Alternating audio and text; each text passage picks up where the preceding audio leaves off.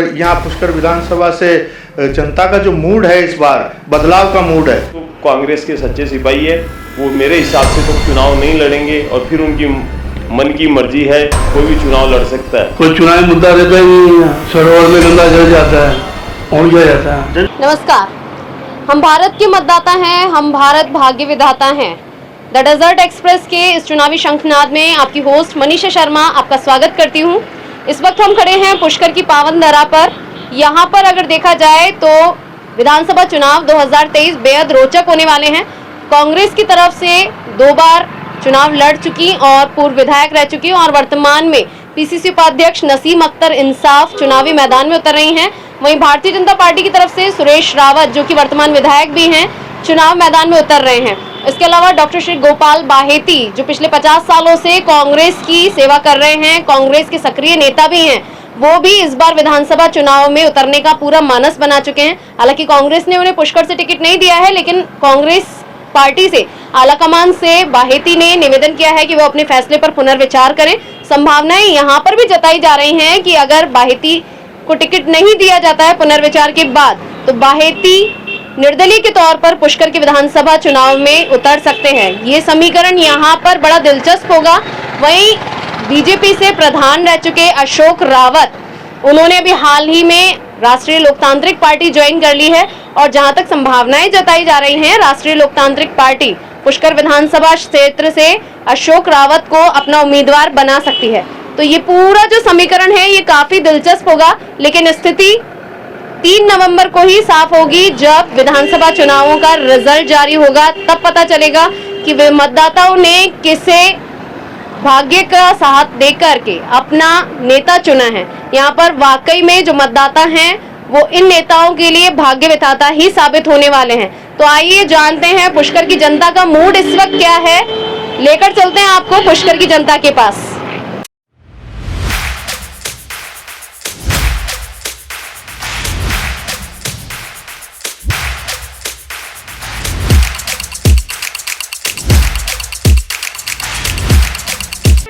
देखिए, ये जो आगामी विधानसभा चुनाव हो रहा है, ये लोकतंत्र का मिनी कुंभ है और यहाँ ये पुष्कर तीर्थ नगरी है और यहाँ पुष्कर विधानसभा से जनता का जो मूड है, इस बार बदलाव का मूड है। क्योंकि पुष्कर की जनता ने 2 बार बीजेपी से रावत जाति के सुरेश रावत जी को देख लिया और एक बार नसीम अख्तर जी को भी देख लिया और वापस दोनों पार्टियों ने इतने लंबे चौड़े सर्वे और रायशुमारियां करवाई और ले दे के उन्हीं लोगों को वापस मैदान में उतार दिया जिनके प्रति जनता का भारी असंतोष पुष्कर विधानसभा में है, जिनसे कोई अपेक्षा रही नहीं है। और लोकतंत्र में ऐसा होना चाहिए कि जिन लोगों को जनता ने पहले आजमा लिया है, अब एक समय आ गया कि अब खुलापन है, युवाओं को भी अवसर मिलना चाहिए और बदलाव का अवसर मिलना चाहिए। युवाओं के साथ साथ जो अनुभवी है, जिसकी छवि ईमानदार छवि है, या जो यहाँ कर सकते हैं पुष्कर विकास की बात, या पुष्कर तीर्थ जैसी आज स्थिति है पुष्कर तीर्थ की, जो विकास उज्जैन का, वाराणसी का और अयोध्या का हो रहा है, वो देखने में आ रहा है। तो पुष्कर भी एक अपने आप में सतयुग का तीर्थ है। सतयुगम केवलम पुष्करम तेतायाम नैमिषारण्यम द्वापुरे कुरुक्षेत्रे कलियुगे गंगा। तो कांग्रेस के सच्चे सिपाही है, वो मेरे हिसाब से तो चुनाव नहीं लड़ेंगे और फिर उनकी मन की मर्जी है, कोई भी चुनाव लड़ सकता है। जनता देखो, किसी टिकट किसी को भी मिलता है, जनता जिसका विश्वास जीतेगा, जो जनता का दिल जीतेगा, वही पुष्कर के सीट विधानसभा को जीतेगा। पुष्कर के मुख्य चुनावी मुद्दे क्या हैं? यहाँ क्या मुद्दा है, कभी क्या है, कोई मुद्दा कुछ क्या होता है मैडम? कोई चुनावी मुद्दा रहता ही नहीं है। यहाँ सरोवर में गंगा जल जाता है, पहुंच जाता है। जनता का मूड क्या है इस बार चुनाव में? अब क्या है, वो तो पब्लिक कहेगी जो होगा भैया जी। कांग्रेस या बीजेपी किसका जोर ज्यादा है? यहाँ तो बीजेपी आएगी, अब सुरेश सिंह रावत है वो आता है, वही आएगा, वही आएंगे जी। और कांग्रेस से इस बार नसीम अख्तर इंसाफ मैडम, को टिकट मिला है, वो भी अच्छी मैडम है, लेकिन गोपाल बाहेती भी यहाँ से ताल ठोक सकते हैं। तो इन दोनों में से किसका जोर ज्यादा रहेगा? दोनों में टक्कर रहेगी और कांग्रेस बीजेपी में टक्कर रहेगी मैडम। कांग्रेस या बीजेपी में, मतलब प्रत्याशियों के नाम से नहीं, पार्टी के नाम से चुनाव होता है। हाँ, पार्टी के नाम से चुनाव होता है। कई बार ऐसा भी होता है कि जो उम्मीदवार खड़े हैं उनके नाम से भी चुनाव नहीं मैडम, यहाँ तो पार्टी के नाम पे चुनाव होता है पुष्कर के अंदर। तो क्योंकि जनता का चुनावी माहौल में मूड क्या है, किसकी सपोर्ट में ज़्यादा नज़र आ रही है? देखिए मैम, सपोर्ट की बात तो बात की है। सबसे पहले हम डेवलपमेंट और विकास की बात करते हैं। पुष्कर को काफ़ी समस्याओं का सामना करना पड़ता है, जैसे सीवरेज की समस्या का सामना करना पड़ता है, बाहर के टूरिज्म आते हैं उनकी पार्किंग से संबंधित होती है, और जितने भी टूरिज्म आते हैं उनको प्रॉपर गाइडेंस टूरिज्म विभाग से मिले, उसके बारे में बात करना चाहेंगे हम। सबसे पहले डेवलपमेंट की बात हो, उसके बाद में कैंडिडेट की बात आती है। तो आपको लगता है कि अभी तक इतने जो विधायक, पिछले विधायक रहे जी। हैं, उन्होंने जो बेसिक डेवलपमेंट था वो पुष्कर का नहीं किया है? देखिए मैम, इसके अंदर क्या होता है कि कई सारे विभागों का जॉइंट वेंचर होना, कि यहाँ नगर पालिका भी है, नगर पालिका अपना काम करती है, और कुछ विधानसभा के लेवल के काम होते हैं। तो विधानसभा के जो लेवल के काम होते हैं वो राज्य सरकार को ही अधीनस्थ आते हैं, और उसके लिए ज़रूरी है कि जिस भी पार्टी का विधायक जीते उसकी सरकार हो, तब जाके वो फंडिंग ला पाएगा, रीच कर पाएगा, और फिर विकास के लिए लगा पाएगा पैसा। तो अभी इस वक्त पुष्कर का चुनावी माहौल क्या है? पुष्कर का चुनावी माहौल तो हम इस हिसाब से देख सकते हैं कि भाई जनता का क्या रुझान है। पिछली बार जितनी भी जो सरकार सत्ता के अंदर आई है वो अपनी रूढ़िवादिता और अपने वादों के साथ आई थी, जो हमें नहीं लगता है कि पुष्कर के लिए उन्होंने कुछ अपने वादे पूरे किए होंगे। अभी ऐसा लगता है आपको कि ना पुष्कर की जनता जिस तरह का चाहती थी, क्योंकि पुष्कर जगतपिता ब्रह्मा जी की नगरी है, तो जितना विकास होना चाहिए था वो अब तक ग्राउंड लेवल पर नहीं हो पाया है? नहीं, बिल्कुल मैम, उसके लिए है ना, ग्राउंड लेवल पे विकास के लिए नेताओं को अपने विधानसभा लेवल में क्वेश्चन पुटअप करने से ही काम नहीं चलेगा, उनको धरातल पे आना पड़ेगा, हर एक व्यक्ति की समस्या को सुनना पड़ेगा। और हम जिस भी माहौल में रहते हैं तो वहाँ कई तरह के लोग होते हैं, तो उनके विचारों का संग्रह करके और उसके बाद ही उसको विकास करना चाहिए। आपका नाम? लोकेश शर्मा। तो चुनाव 2023 को लेकर पुष्कर की जनता का मूड क्या है? मैं अभी करीब 10 गांव में घूम के आया हूँ। कोटा, पुष्कर, नेल्या, काना, सोकरा, डांग, देवनगर, गोल्डिया, गलती, वहाँ पर सारी पब्लिक का एक ही है, हम सिर्फ और सिर्फ मोदी जी को देख रहे हैं, और हम मोदी जी को ही वोट देंगे। हमारा एक ही मकसद है कि रावत बाहुल्य एरिया में जाके आया हूँ कि बेटी जात में तो वोट भी जात में देंगे।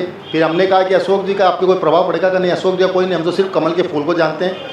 और लगभग जहाँ तक मेरा आइडिया है कि पुष्कर विधानसभा क्षेत्र से बीजेपी लीड लेगी। अभी नसीम अख्तर इंसाफ को तीसरी बार यहाँ से टिकट दिया गया है। इनके तो हाँ, नसीम अख्तर जी के तो भीतरीघात का बहुत अच्छा खतरा चल रहा है और बहुत संभल के काम करना पड़ेगा, अतः थोड़ा अशोक रावत आरएलपी से खड़े हो रहे हैं, इसका कोई ऐसा कोई प्रभाव नहीं पड़ेगा। और डॉक्टर श्री गोपाल भाई निर्दलीय हाँ, अगर वो दूसरा वो फाइट कर सकते हैं सुरेश जी से। तो आपको लगता है कि सुरेश रावत को कड़े प्रतिद्वंदी के तौर पर गोपाल बिल्कुल बिल्कुल गोपाल जी बाई थी बराबर दे सकते हैं टक्कर। आपका नाम? विजय महर्षि पुष्कर। चुनावी माहौल इस वक्त क्या है पुष्कर का? बहुत बढ़िया है जी। किसके हक में हवा चलती नजर आ रही है, किसके हक का माहौल बन रहा है? ये बात मैं नहीं कह सकता आपको, क्योंकि मैं राजनीति से दूर रहता हूँ। नहीं, और यहाँ की जनता के लोकल मुद्दे क्या हैं, आपको क्या लगता है? यहाँ के लोकल मुद्दे तो क्या है, बातें तो बहुत होते हैं, काम होता नहीं है। बातें बहुत है, काम नहीं, कुछ नहीं अब तक होता। जितने विधायक आए उनमें से किसी ने भी पुष्कर को लेकर सोचा नहीं? कुछ नहीं सोचा आज तक। पुष्कर राज के अंदर गंदा पानी जा रहा, वो जा रहा, कई विधायक आए, कई चले गए, सबने वादे किए लेकिन किसी ने बुरा नहीं तो किया। आपको लग रहा है कि अभी सरकार ने जो पुष्कर विकास प्राधिकरण का डेवलप किया है वो कुछ नहीं हुआ अभी, कुछ नहीं, खाली फॉर्मेलिटी हुई है उसकी, और कुछ नहीं फॉर्मेलिटी हुई है, लेकिन हुआ। आचार संहिता लग चुकी है, इसके बाद में कुछ हो पाएगा? देखो वो तो उनके हाथ में है, वो चाहे तो कर सकते हैं, चाहे तो नहीं कर सकते हैं। ब्रह्मा जी का इकलौता मंदिर है विश्व में, तो उसका जिस हिसाब से डेवलपमेंट होना चाहिए था, विकास होना चाहिए था, वैसा कुछ हुआ है? जैसे कुछ नहीं, वैसा कुछ नहीं हुआ। बाकी कुछ हुआ है जैसे काशी विश्वनाथ का, वैसा कुछ भी नहीं हुआ इसका। अशोक रावत जो आरएलपी से, अब पहले बीजेपी से थे, अब आरएलपी से प्रधान, आरएलपी ज्वाइन कर चुके हैं, प्रधान रहे हैं, और आपको लगता है कि उनका जोर रहेगा इस बार के चुनाव में? जी ये मैं नहीं कह सकता। आपका नाम? ओम प्रकाश। पुष्कर का चुनाव पिटे हुए उम्मीदवार है, दोनों तरफ से मन से उतरे हुए हैं और कोई काम नहीं है, केवल वोट लेने के लिए आते हैं। 2.5 आदमी के सिवाय तीसरे को जानते नहीं है कोई को, इसलिए साइलेंट है मतदाता यहाँ का। और इंसाफ के पक्ष में भी नहीं है? बिल्कुल नहीं है।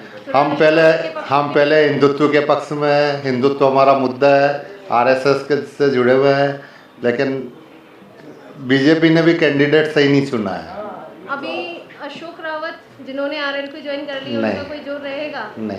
डॉक्टर गोपाल बाहेती, सुरेश रावत को टक्कर दे पाएंगे? वो कांग्रेस के एजेंट बन के काम करेंगे। अच्छा, और चुनावी मुद्दे यहाँ के क्या है? समस्या है, आमतौर की समस्या यहाँ की है, बाजार के अंदर पानी भरता है, जगह जगह सीवरेज का पानी सरोवर में जाता है, आज तक इसकी कोई समस्या का समाधान नहीं हुआ है। और इसके अलावा आसपास का जो विकास होना चाहिए धार्मिक स्थल के हिसाब से वो विकास नहीं हो पा रहा है। और कभी एमएलए आके अपना टाइम निकालता नहीं है। 10 साल हो गए। ब्रह्मा जी की नगरी के साथ में भेदभाव जारी है। बिल्कुल है, जो उपेक्षा हो रही है। आज काशी विश्वनाथ है, उज्जैन है, जो कॉरिडोर बन रहे हैं वो यहाँ पे कुछ भी नहीं हो रहा है, वो होना चाहिए। ये होने के बावजूद यहाँ विकास हाँ, नहीं है। बिल्कुल नहीं है। आपका नाम? रामावतार काबरा। जनता का मूड क्या? जनता का मूड बीजेपी है खुलेआम। क्या कारण है बीजेपी का? कारण बीजेपी स्वच्छ प्रशासन दिया है और कोई हिंदू मुस्लिम कोई झगड़ा नहीं, कोई भाई भतीजावाद नहीं, और अच्छा काम हुआ पुष्कर में। हिंदुत्व मुद्दा है इस बार?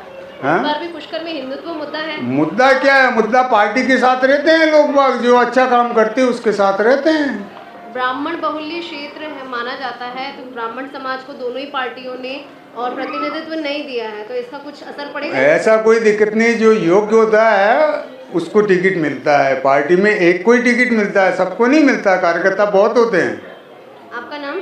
बाबूलाल पारा सर। तो ये था पुष्कर की जनता का मूड, जो विधानसभा चुनाव 2023 में पूरी तरह से मन बना चुकी है कि परिवर्तन की बयार तो चलनी ही चाहिए। अब तक जितने भी विधायक आए हैं पुष्कर को उस स्तर पर विकास नहीं दे पाए जिस स्तर पर पुष्कर का विकास होना चाहिए। देखा जाए तो पुष्कर, जो कि ब्रह्मा जी की एकमात्र नगरी के तौर पर जाना जाता है, भारत की सांस्कृतिक धरोहर का एक केंद्र है। यहाँ से पहुँचने वाला संदेश दुनिया भर में जाता है, लेकिन जिस स्तर पर पुष्कर का विकास होना चाहिए था उस स्तर पर नहीं हो पाया है। बेसिक जो मूलभूत यहाँ की समस्याएं हैं, उनके अलावा भी कई मुद्दे हैं जो पुष्कर में इस वक्त छाए हुए हैं। तो अब जो उम्मीदवार इन मुद्दों को सॉल्व कर पाएगा, इन समस्याओं से निजात दिलवा पाएगा, वही इस बार जीत पाएगा। बाकी की जो पिक्चर है वो 3 नवंबर को तब स्पष्ट होगी जब चुनावों का नतीजा आएगा। द डेजर्ट एक्सप्रेस के साथ मैं मनीषा शर्मा।